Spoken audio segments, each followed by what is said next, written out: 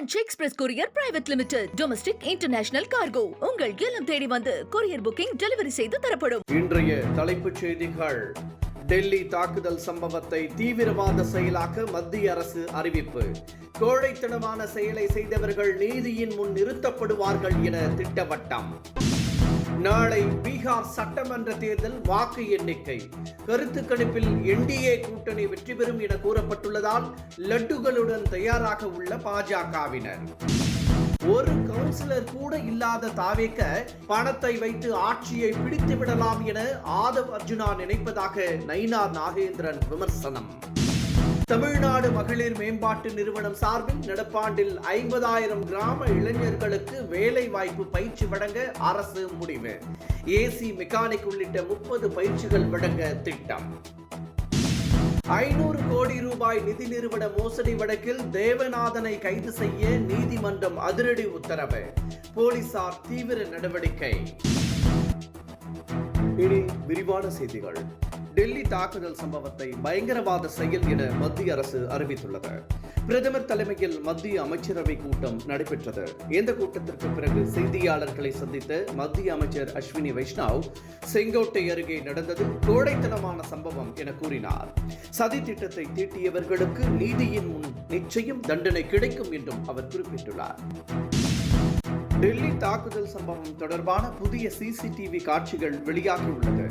Sengottai signal வரை காரை மெதுவாக ஓட்டி வந்த உமர் ஒரு கட்டத்தில் இதுதான் சரியான நேரம் என எண்ணி காரை நிறுத்தியது அந்த சிசிடிவி காட்சியில் தெரிய வந்துள்ளது. இதனிடையே டெல்லி சம்பவத்தின் போது அந்த இடத்தில் இருந்தவர்கள் செவிப்பறை பாதிப்பு உள்ளிட்ட உபாதைகளுக்கு ஆளாகியுள்ளதாக தகவல் வெளியாகியுள்ளது. மேலும் அங்கிருந்த சிலர் தங்களுக்கு இன்னமும் தூக்கம் வரவில்லை என கூறியுள்ளனர். பீகார் சட்டமன்ற தேர்தலில் பதிவான வாக்குகள் நாளை எண்ணப்படுகின்றன. பீகாரில் 243 சட்டப்பேரவை தொகுதிகளுக்கு 2 கட்டங்களாக தேர்தல் நடைபெற்றது.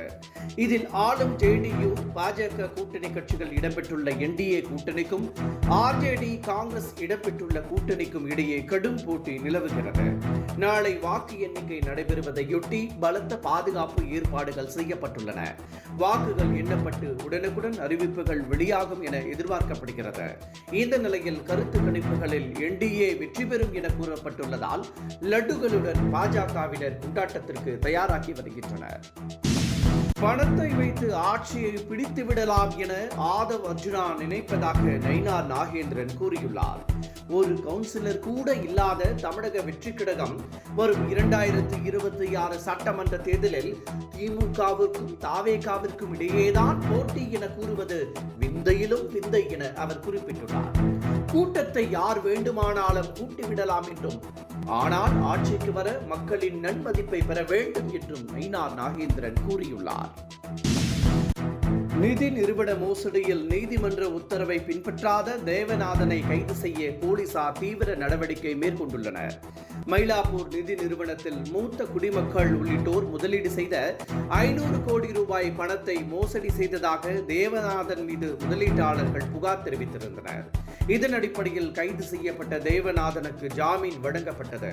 100 கோடி ரூபாய் டெபாசிட் செய்ய வேண்டும் என்றும் இயலாவிட்டால் சரணடைய வேண்டும் என்றும் தெரிவிக்கப்பட்டிருந்தது.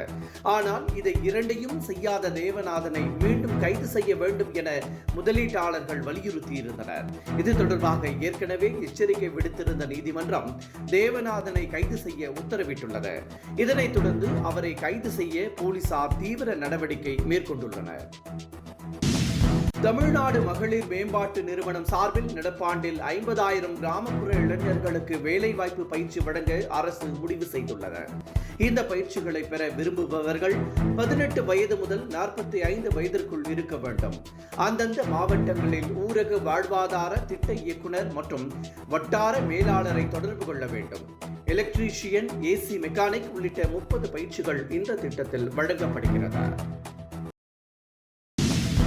பெற்றோரை குறிவைத்து சைபர் கிரைம் கும்பல் இறங்கியுள்ளதால் அது குறித்து விழிப்புடன் இருக்க வேண்டும் என போலீசார் அறிவுறுத்தியுள்ளனர். டிஜிட்டல் அரெஸ்ட் உள்ளிட்ட குற்றங்களில் சிக்கியதாக கூறி சைபர் கிரைம் கும்பல் இதுவரை பல கோடி ரூபாயை மோசடி செய்துள்ளது. இது தொடர்பாக நடவடிக்கை எடுத்து வரும் போலீசார் பல்வேறு எச்சரிக்கைகளை பொதுமக்களுக்கு விடுத்து வருகின்றனர். இந்த நிலையில் பள்ளி கல்லூரிகளுக்கு பிள்ளைகள் சென்றிருக்கும் வேளையில் அவர்களது பெற்றோரை தொடர்பு கொள்ளும் சைபர் கிரைம் கும்பல் உங்களது பிள்ளை வன்கொடுமையில் ஈடுபட்டதால் கைது செய்துள்ளோம் என மிரட்டி பணம் பறிக்கும் நடவடிக்கையில் ஈடுபட்டுள்ளதாகவும் போலீசார் எச்சரித்துள்ளனர். நடிகர் விஜய் தேவரகொண்டா ராஷ்மிகா திருமணம் நடைபெற உள்ளதாகவும் அவர்களுக்கு ஏற்கனவே திருமண நிச்சயதார்த்தம் நடைபெற்றதாகவும் தகவல்கள் வெளியாகி இருந்தன. அதற்கு ஏற்றாற்போல் விரைவில் திருமணம் செய்ய உள்ளதாக ராஷ்மிகா கூறியிருந்தார். இந்த நிலையில் தி கேர்ள் ஃப்ரெண்ட் பட வெற்றி விழாவின் போது ராஷ்மிகாவின் கையில் விஜய் தேவரகொண்டா முத்தமிட்ட வீடியோ தற்போது வைரலாகி வருகிறது. இது காதலை பொதுவெளியில் அறிவிக்கும் சிக்னல் என நெட்டிசன்கள் கூறி வருகின்றனர். இத்துடன் இந்த செய்திகள் நிறைவடைகின்றன. மீண்டும் சந்திப்போம். வணக்கம். Express courier private limited domestic international cargo உங்கள் இல்லம் தேடி வந்து கொரியர் புக்கிங் டெலிவரி செய்து தரப்படும். என்றும் உங்களுடன் மை இந்தியா. முக்கிய செய்திகளை உடனுக்குடன் தெரிந்து கொள்ள சப்ஸ்கிரைப் பண்ணுங்க, பெல் பட்டனை பிரஸ் பண்ணுங்க. என்றும் உங்களுடன் மை இந்தியா.